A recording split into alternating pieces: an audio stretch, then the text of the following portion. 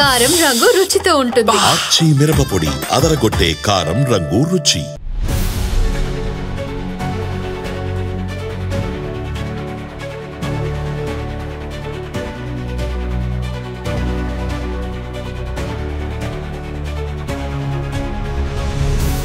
Hi viewers, welcome to Aadhan మరోకోణం. నేను మీ ప్రసాద్. సజ్జల స్టేట్మెంట్తో లిక్కర్ గుట్టు రట్టు. విషయం ఏంటి అంటే, సజ్జల అనగానే సజ్జల రామకృష్ణారెడ్డి అనుకున్నారు, సజ్జల శ్రీధర్ రెడ్డి. సో ఇంతకీ ఎవరా సజ్జల శ్రీధర్ రెడ్డి అంటే ఎస్పీవై రెడ్డి గారి అల్లుడు. సో ఎస్పీవై డిస్టిలరీస్ కూడా వాళ్ళదే కదా. సో ఈ నేపథ్యంలో ఈ లిక్కర్ స్కామ్కి సంబంధించిన దాంట్లో ఎస్పీవై డిస్టిలరీస్ కూడా ఉంది కదా. సరే, అసలు ఏం జరిగింది ఏంటి? ఆయన నిన్న కన్ఫెషన్ స్టేట్మెంట్ ఇచ్చారు. ఆయన ఇచ్చిన స్టేట్మెంట్ కనుక చూస్తే ప్రతి ఒక్కరూ ఆశ్చర్యపోక తప్పదు. ఎందుకంటే అది లిక్కర్ స్కామ్కి సంబంధించి అసలు ఏ విధంగా జరిగింది, ఎవరు చేశారు, ఎవరున్నారు, ఎంత అనేది క్లియర్గా నిన్న తెలియజేశారు. అందులో ప్రధానంగా అసలు మొట్టమొదటిగా ఎక్కడి నుంచి ఏంటి అని అంటే, జగన్మోహన్ రెడ్డి గారి దగ్గరికి ఈ సజ్జల శ్రీధర్ రెడ్డిని తీసుకెళ్ళారట. ఈయన తీసుకెళ్ళి అంటే రాజ్ కేసిరెడ్డి ఉన్నాడు కదా, ఆయన ఆధ్వర్యంలో చిన్న మీటింగు. సో అసలు ఏంటి అని అంటే ఎజెండా ఏం చేయాలి ఏంటి, సో లిక్కర్లో ఇట్లా ఆదాయం రావాలి, దానికి ఏం చేస్తారో అనేది ఒక ప్రణాళిక రచించుకోండి అని చెప్పేసి డైరెక్ట్గా జగన్మోహన్ రెడ్డి గారే చెప్పారు అనేది ఈ సజ్జల శ్రీధర్ రెడ్డి చెప్పడం. దాని తర్వాత హైదరాబాద్లోని పార్క్ హయత్ హోటల్లో ఈ డిస్టిలరీస్ వాళ్ళందరితో మీటింగ్ కండక్ట్ చేసుకొని ఏ విధంగా చేయాలి ఏంటి, సో దీనివలన మనం ఎంత ఆదాయం మన జేబులో వేసుకోవచ్చు, ఎంత ప్రభుత్వానికి ఇవ్వచ్చు, ఇవంతా కూడా చర్చలు జరిగినాయి. సో జరిగిన తర్వాత సరే ఒక డెసిషన్కి వచ్చారు, ఇట్లా చేయొచ్చు అట్లా చేయొచ్చు అని. అయితే ఈ విధంగా మనం లిక్కర్ తయారు చేస్తూ ఉంటే సో దీనివల్ల ఇంత నాసిరకం అవుతుంది, దానివల్ల ప్రజలు ఇబ్బంది పడతారు అని అంటే ప్రజల ఆరోగ్యాలు వాటి గురించి కంటే కూడా ముందు మనం ఎంతవరకు సప్లై చేయగలం, అంతే దాని గురించే చూసుకొని ఎంతవరకు ఆదాయం క్రియేట్ చేసుకోగలం అనేదే ఎజెండా అట. సో ఇదంతా జరిగిపోయింది. జరిగిన తర్వాత సరే ఇప్పుడు ఎవరెవరు ఏంటి అని అంటే, ఇప్పుడు మీరు కనుక ఒకసారి ఫ్లాష్ బ్యాక్లో ఏం జరిగిందంటే, విజయసాయి రెడ్డి గారు ఒక మాట చెప్పారు, గుర్తుందా? ఏదైతే 100 కోట్లు అరబిందో సంస్థ నుంచి అడిగితే ఇప్పించాను అని చెప్పేసి పెట్టుబడి కింద.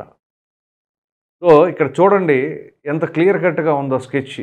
సో అందులో 60 కోట్ల రూపాయలు ఆదాన్ డిస్టిలరీస్కి, 45 కోట్ల రూపాయలు వచ్చేసి ఎస్పీవై డిస్టిలరీస్కి.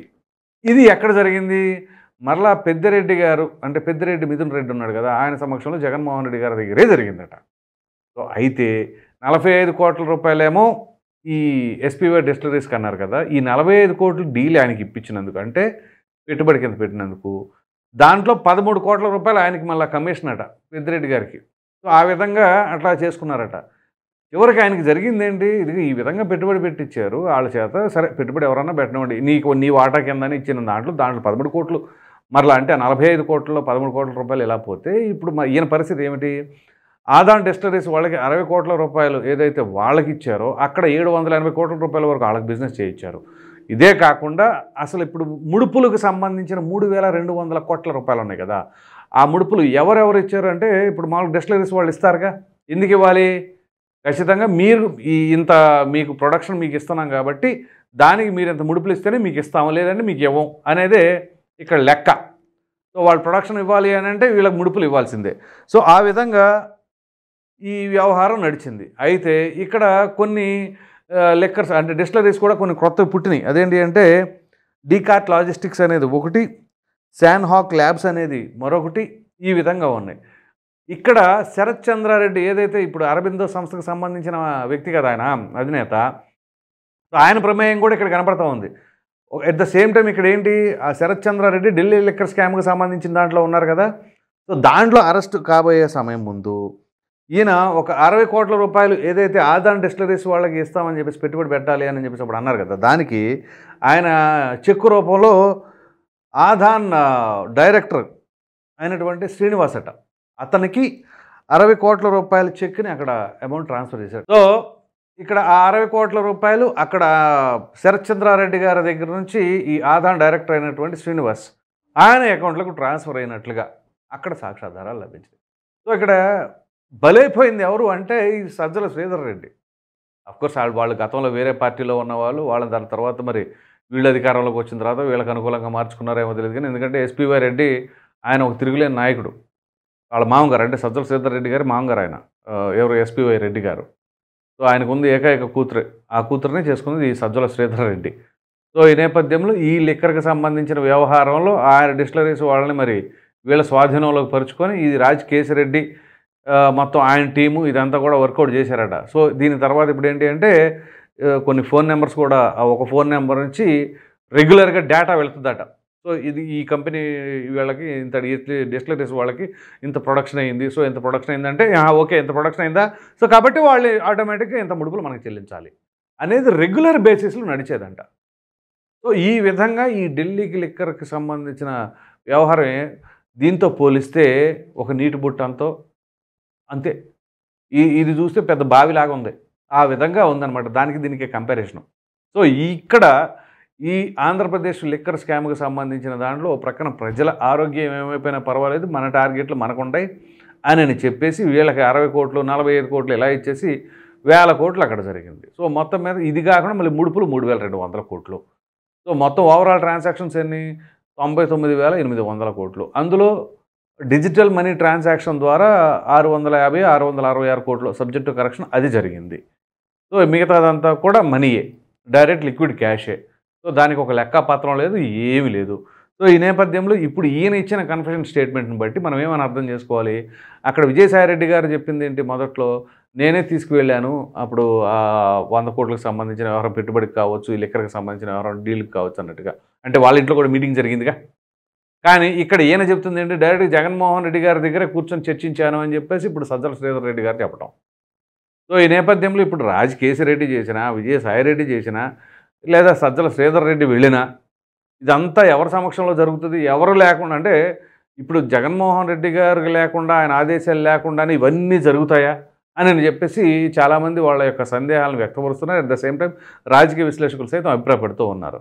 సో ఈ నేపథ్యంలో ఇప్పుడు ఈయన ఇచ్చిన కన్ఫెషన్ స్టేట్మెంటు డైరెక్ట్గా జగన్మోహన్ రెడ్డి గారి పైనే ఉంది కాబట్టి, ఆయన పేరే ఉంది కాబట్టి, సో ఈ పరిస్థితుల్లో ఏ విధంగా ఉండబోతుంది?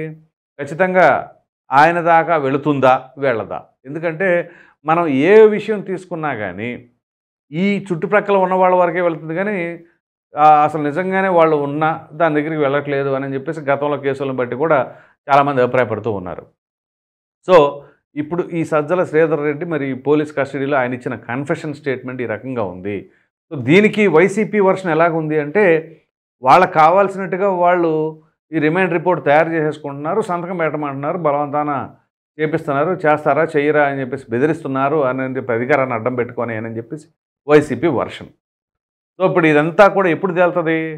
ఖచ్చితంగా కోర్టు పరిధిలో తేలవలసిన అంశం. సో ఎవరిది అబద్ధం, ఎవరిది నిజం? ఎందుకంటే ఇది రూపాయి 2 రూపాయల వ్యవహారం కాదు, పోనీ ఎవరి జేబుల్లో సొంత డబ్బులు కాదండి, ప్రజల సొమ్మే. వీళ్ళు ఇన్ని కోట్లు అని చెప్పేసి అంటే ఇక్కడ దీని నుంచి ఎంత పిండుకోవచ్చు ఏంటి అని చెప్పేసి. సో దానిని బట్టి ఇక్కడ వీళ్ళు ఇస్తున్న స్టేట్మెంట్స్ని బట్టి ఎవరిది నిజం ఎవరిది అబద్ధం అనుకోవాలి? ఇప్పుడు విజయసాయిరెడ్డి చెప్పింది నిజమా? సజ్జల శ్రీధర్ రెడ్డి చెప్పింది నిజమా? సో ఈయనేమో డైరెక్ట్గా జగన్మోహన్ రెడ్డి గారే అని చెప్పేసి ఆయనతోనే చర్చ జరిగింది అని చెప్పేసి ఆయనేమో నేను చర్చించాను అని చెప్పేసి ఆయన. ఇప్పుడు ఎవరి చర్చలు జరిగినాయి, ఏం జరిగింది అనే దానికంటే కూడా ఖచ్చితంగా ఇది స్కాము అనేది మాత్రం 100కు 100% జరిగింది అన్నట్లుగా ఇప్పుడు జరుగుతున్న పరిస్థితులను బట్టి, పరిణామాలను బట్టి వాళ్ళు ఆ రిమాండ్ రిపోర్ట్ని బట్టి అర్థం చేసుకోవాల్సిన పరిస్థితి ఉంది. సో మరొక ప్రక్కన ధనంజయ రెడ్డి గారు కావచ్చు, కృష్ణమోహన్ రెడ్డి కావచ్చు, గోవిందప్ప బాలాజీ కావచ్చు, వీళ్ళందరి సమక్షంలోనే కదా ఈ మీటింగ్లన్నీ జరిగినాయి అని చెప్పేసి అందుకనే కదా మరి ఇప్పుడు వాళ్ళని కూడా తీసుకొచ్చి లోపల వేసింది. లేదంటే వాళ్ళకేం సంబంధం అసలు? ఒక ఐఏఎస్ అధికారి ఆయన, అలాగే ఓఎస్డి కృష్ణమోహన్ రెడ్డి, అట్లాగే గోవిందప్ప బాలాజీ వచ్చేసి భారతీయ సిమెంట్స్కి సంబంధించిన డైరెక్టరు. కానీ వాళ్ళ ప్రమేయం ఇక్కడ ఎందుకు ఉంది అంటే ఇదే ఈ పార్క్ హయత్ హోటల్లో మీటింగ్ నిర్వహించినప్పుడు వీళ్ళందరూ సమక్షంలోనే జరిగింది. ఆ డిస్టిలరీస్ వాళ్ళని పిలిపించడం కావచ్చు, వీళ్ళని కావచ్చు. సో వీళ్ళందరూ కలిసి అసలు మామూలుగా ఈ ప్రాసెసింగ్ ఎట్లా చేయాలి, ఏంటి, దానివల్ల ఎంత లిమిట్ ఉంటుంది, ఎంత మార్జిన్ ఉంటుంది, ఇదంతా కూడా ప్లాన్ చేసుకుంది. ఇప్పుడు ఆ ఎస్పీఓ డిస్టిలరీస్ అని చెప్పేది అదే. సో ఇప్పుడు నా ఎక్స్పీరియన్స్లో నాకున్న దాంట్లో నా డిస్టిలరీస్లో ఏ విధంగా ఉంది అనేది ఇన్ఫర్మేషన్ మొత్తం తెలియజేసి ఇన్ఫర్మేషన్ మొత్తం తీసుకున్న తర్వాత చివరికి 45 కోట్లు ఇస్తానని చెప్పేసి అందులో 13 కోట్లు కూడా సైడ్ చేసుకున్నారు ఆయన పెద్దిరెడ్డి కమిషన్ కింద అన్నట్లే చెప్తా ఉన్నాను. సరే ఇవన్నీ కూడా జగన్మోహన్ రెడ్డి గారి దాకా వెళతాయా అంటే తెలియదు. కానీ జగన్మోహన్ రెడ్డి గారి సమక్షంలో జరిగింది అని చెప్పేసి ఈయన అంటారు. సో ఇట్లా ఉంటుంది అనమాట. సో మొత్తం మీద ఇక్కడ ఈ digital money transaction versus liquid cash transactions so ఇవి ఇంత వ్యత్యాసం ఎందుకుంది? అది కూడా అప్పటికి గగ్గోలు పెడుతుంటే ఆయా రాజకీయ పార్టీలు కావచ్చు, మీడియా కావచ్చు, ఈ విధంగా అనేక సార్లు దానిపైన విమర్శలు జరుపుతూ ఉంటే అప్పుడు లాస్ట్‌లో ఎన్నికలకు ముందు మొక్కిబడిగా ఆ డిజిటల్ మనీ ట్రాన్సాక్షన్ అనేది పెడతం జరిగింది. ఇది వాస్తవం కాదంటారా? సో ఇక దాని తర్వాత మరి దీనికి సంబంధించి ఇప్పుడు ఈడీ కూడా ఎంటర్ అయింది. ఇప్పుడు ఈడీ ఎంటర్ అయిన తర్వాత పరిస్థితి ఎట్లా ఉంటది? సరే ఏదో సిట్ అధికారులు చేస్తున్నారు, ఏపీ సిఐడి అధికారులు చేస్తున్నారు కాబట్టి ఆళ్ళు రాష్ట్ర ప్రభుత్వం చేతిలో ఉంటారు కాబట్టి వాళ్ళు చెప్పినట్టు అధికార పార్టీ చెప్పినట్టు వింటారు అని చెప్పేసి విమర్శించొచ్చు. కానీ ఇప్పుడు ఈడీ ఎంటర్ అయింది. మరి ఈడీకి రాష్ట్ర ప్రభుత్వానికి ఎటువంటి సంబంధం ఉండదు. వాళ్ళేం చేశారు? మీ దగ్గర ఉన్న స్టేట్మెంటు మాకు ఇవ్వండి పోలీసుల అధికారులకు చెప్పారు. ఆళ్ళు ఆ నివేదిక ఇచ్చిన తర్వాత వీళ్ళు కూడా ఫర్దర్‌గా ప్రొసీడ్ అవుతారు. సరే వీళ్ళిచ్చింది ఎంతవరకు వాస్తవం అని చెప్పేసి వాళ్ళ స్టైల్‌లో వాళ్ళు కూడా ఎంక్వైరీ చేసుకుంటారుగా.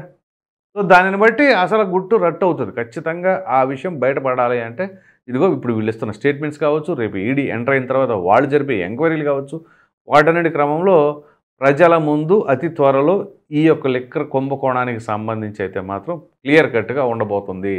మరి చూద్దాం ఇందులో ఎవరి ప్రమేయం ఎంతవరకు ఉంది? ఏంటి? ఏ నాయకుల ప్రమేయం ఉంది? ఎంతెంత తినేశారు? ఎంతెంత డిస్టిలరీస్‌కి వెళ్ళినాయి? అసలు నాసి రకానికి సంబంధించిన వ్యవహారం ఏంటి? దానివల్ల మరి ఎంతమంది బాధితులయ్యారు? ఇదంతా కూడా అతి త్వరలో బయటకు రాబోతుందనేది మాత్రం వాస్తవం. ఇది పరిస్థితి. ఈ వీడియో గనక మీకు నచ్చినట్లయితే లైక్ చేయండి, షేర్ చేయండి. అదేవిధంగా సజ్జల శ్రీధర్ రెడ్డి ఆయన ఇచ్చిన స్టేట్మెంట్‌లో ఈ లిక్కర్ గుట్టు మొత్తం రట్టుగా చేశారా? ఏం జరగబోతుందనే దానిపైన మీ అభిప్రాయాన్ని కామెంట్ సెక్షన్‌లో తప్పకుండా తెలియజేయండి. Thank you.